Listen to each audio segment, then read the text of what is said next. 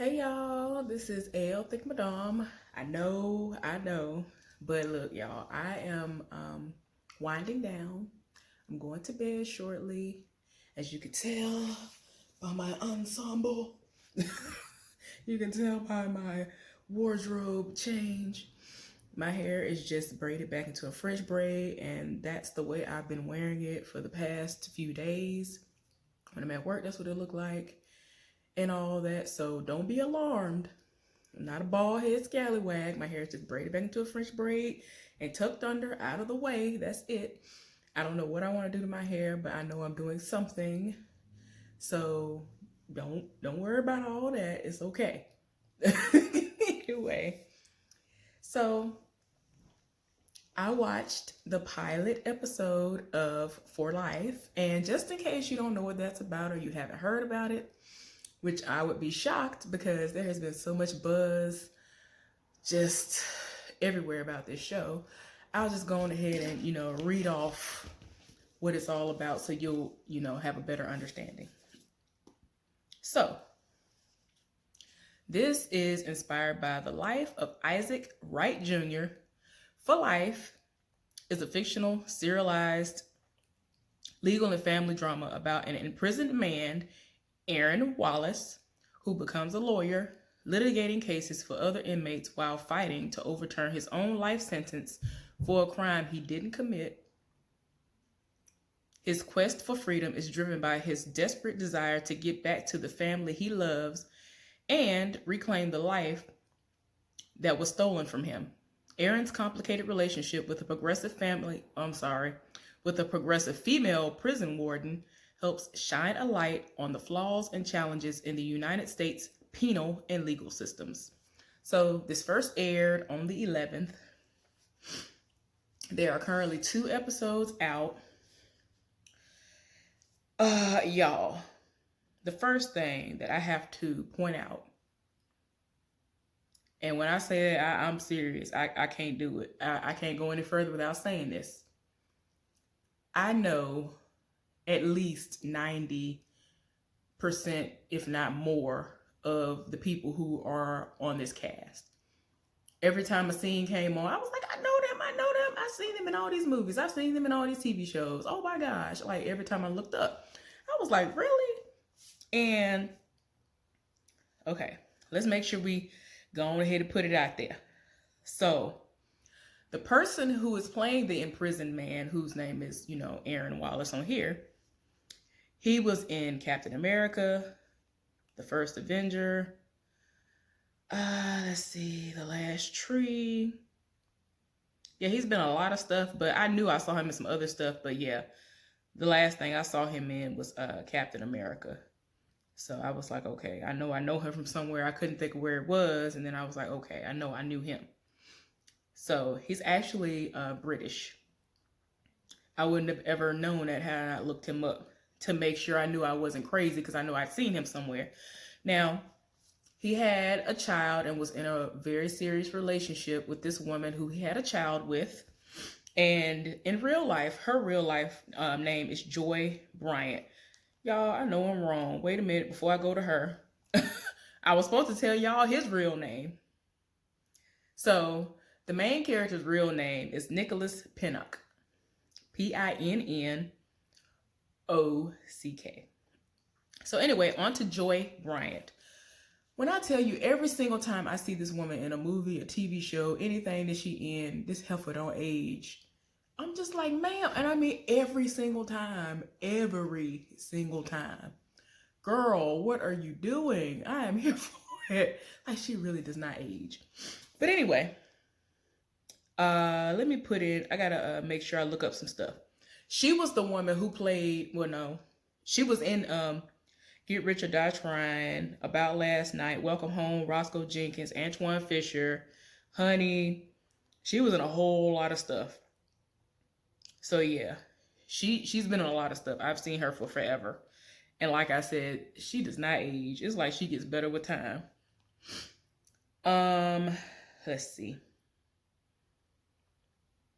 Even the woman who's the warden, I know, like, let me see where I know her from. All right. Game of Thrones. I was like, I know her. She was in Luther. I used to watch that all the time. Let's see. Anything else that I know that I've seen? Pride and Prejudice. Basic Instinct. Yeah, she was in Carnival Row. She was in a lot of stuff. Like, because I was like, and she ages pretty well too, or plastic surgery. I don't know, but she looks good too. Because when I saw her, I was like, doggone. But yeah, Game of Thrones where I've seen her.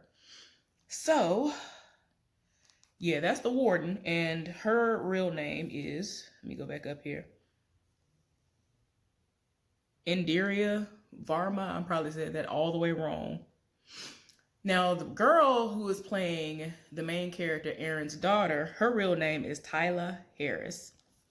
She was in Coins for Christmas, La Korea. Okay. Now, see, I never saw Coins for Christmas, but I did see the little thing up there, but I never, watched it. So, she's younger, and she is apparently an up-and-coming actress, and she's really going to make her, footprint in the sand with doing this.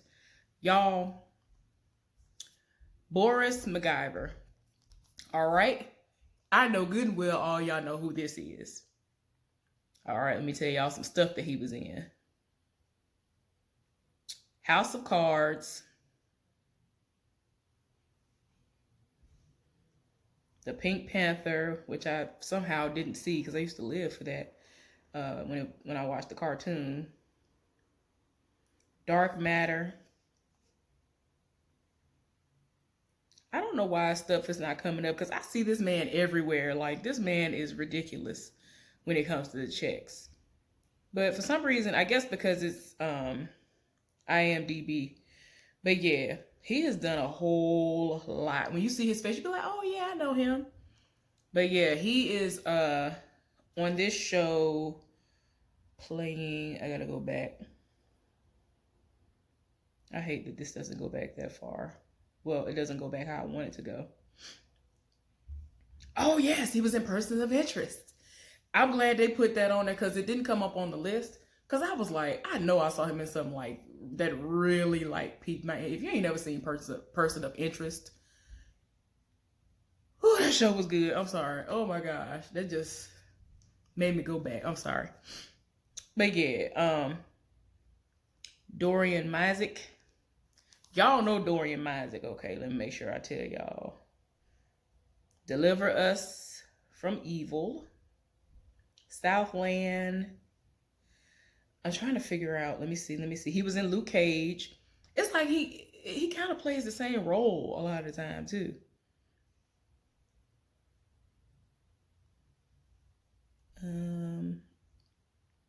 Mama's Boy.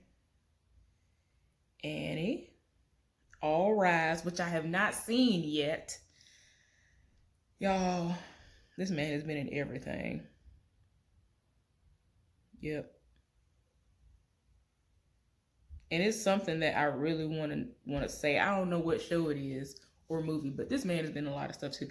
But anyway, I said all that to say a lot is going on this show. A whole lot. So first of all, this man was in the middle of like being out and about in this club or wherever he was, with the girlfriend or whatever she was to him. I think they were boyfriend and girlfriend. And the place got raided. They found drugs. He had no idea about any of this stuff going on. And they weren't trying to hear nothing he had to say. He was motivated to get his degree, do what he needed to do. He took the bar exam, passed it, and he was able to represent one of the people that is imprisoned with him. In this episode, he actually got old boy off. The situation that happened with that one was with his very first case. He was with a girl. Now, in certain states, depending on how old you are, if you don't cut it off by a certain time, it can be seen as rape because it wasn't consented. And as far as the parents saying, okay, we consent to this being a situation. So he was dating some girl, I think she was like 14 or 15, and he was 17, about to turn 18. They were madly in love, and it's like he knew the law of the land, and he cut off the situation right when he was about to turn 18. And she was like, well, you need to just come see me one more time. I promise. I just need to see you. And like, she would threaten to kill herself and all this other stuff. She begged him to buy drugs for her so that she could kill herself and take them. And I guess just to kind of like take the edge off, because she was like madly in love with him. So he came over there one last time when her parents were away. They had sex one last time, and he fell asleep. When he woke up, old girl had overdosed in the living room. So what happened was he called 911, and I guess he wasn't on the scene when everything happened, and he left because he knew how her parents would be if they found out that he was there and with her and all this other stuff. So ultimately, she had written a letter to him, and she was just like, oh, I can't, we can't be together or whatever. I'm in, basically her being in her feelings because they can't be together, and she trying to take herself out. It didn't work. She survived. So while all that's going on in Aaron's personal life, he hasn't been able to see his daughter in quite some time, and the ex won't bring her up there. And so whenever the visits happen and she comes up there, the mom, he'll be like, well, why haven't you been bringing her? And so she's trying to make it seem like, well, she has to study for this and she has to do these things. And he was like, well, the last time I saw her, she was looking all tired and she quit gymnastics, or she quit some sport or something. And we end up finding out the reason why she hasn't been there, which I caught on earlier than I thought I would, because I didn't think I was going to care. I was like, okay, because the way they did it at first, like they kind of glossed over it. And so I was like, okay, why is she looking rough? Like he really was making it seem like she looked drugged out, but she was actually tired because she was pregnant. So randomly towards the end of the episode, he was finally able to see her. She brought her up there. And so the mom allowed her to speak and explain to him as to why she hadn't been there. She unzipped her little coat thing and revealed that she was pregnant. She was like 17 weeks pregnant. And she was like, I'm still with the guy. He said he's going to be there. He took responsibility. And, you have nothing to worry about. And so she was like, you have to fight to get out of here. And the baby's going to need you. And I was like, Lord have mercy. So before she even came, y'all, he had literally just came off of a high of winning the case. So he done won the case. And so he went to see the warden, or she saw him somewhere or whatever, however it happened. They spoke. And she was like, good job on your win. But, you're going to have to lay low for a little while until after this election is over with. And so he was like, what you mean? So, y'all know how politics go.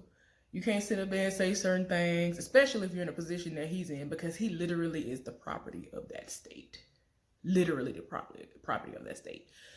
So she was just like, yeah, you're going to have to lay low for like 4 months. You can't try nothing no more. You can't do nothing until after the elections are over with. You won't be able to fight, whoever this person is. The character that I told y'all about, who I said was in person of interest and all this other stuff. Because once they found out that he was the one doing the case, like, y'all, they did the absolute most.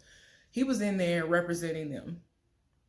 And one day when he had to be at the place, you know how they have to be bussed. So they looking like, what is going on here? You know where we gotta go? And the bus driver was like, I'm going where the route tell me I gotta go. Turns out, the way that they was going, that man was going 2 hours out of the way. I'm pretty sure they planned it. Like, they did the most. Because he had everything that this man had set up, considering He is a prisoner. He had all the stuff set up, and he had witnesses. He had people willing to testify. These people started sabotaging stuff. Y'all know how people do. They want to do underhanded stuff. Y'all, one day he ended up having to get the ex to come up in there with 10-year-old paper that matched the exact paper that the woman who tried to commit suicide was using. Had, like, for some reason, she had an affinity with stuff like that. She liked stuff like that, and she liked to that, like, at around that time she was using that type of paper. It was a pink piece of paper.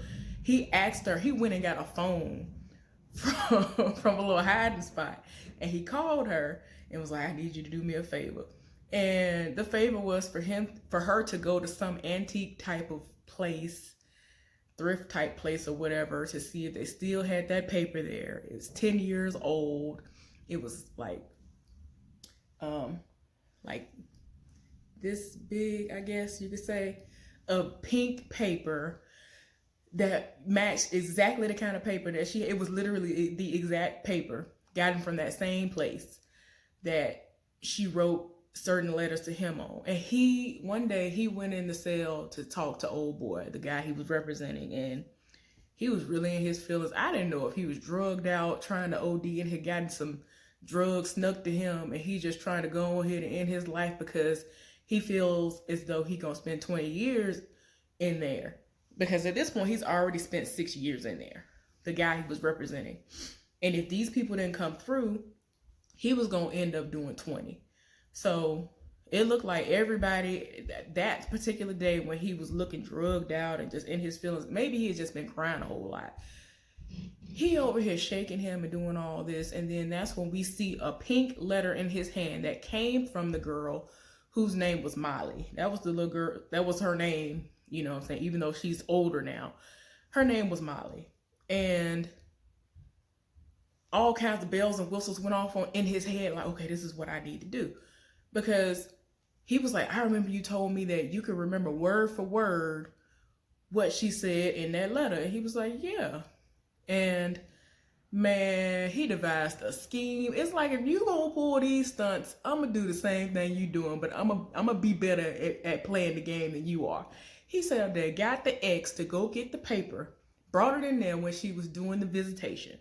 So as soon as he saw her and she came in there with the stuff, he was like, all right, I gotta go do something. It's better that you don't know what I'm doing. He took the paper, snuck it in the back. He had some swastika racist people who basically wanted him to do them a favor to try to get somebody out. So he ended up getting one of the racist people to forge the signature and just the wording that the girl supposedly said that night on the paper, because like I said, she had handwritten something.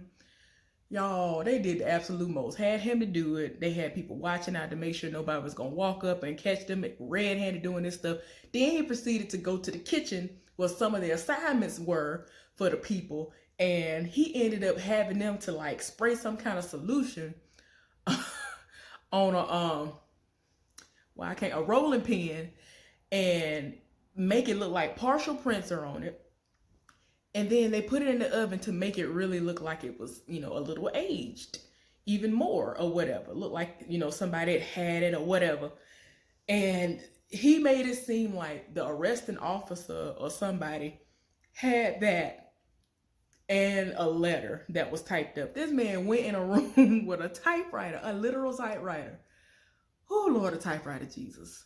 I remember them days when we didn't have a computer and I had to get on a typewriter, Lord. Had to have the ribbon. Oh, child, messing up, I can't. I'm sorry. Anyway, he had to type out a letter and make it seem like some random officer did that and had it mailed to him, because they tried him. They ended up having people who he had lined up to testify on behalf of his client to make it seem like, oh, well, they went back to their original story and they recanted and whatever. And, oh, well, you thought you had this witness? No, because he thought he had another witness. No, it had everybody over here going back into just cowering in the corner. And I was just like, you trifling. Like, you already know you trifling.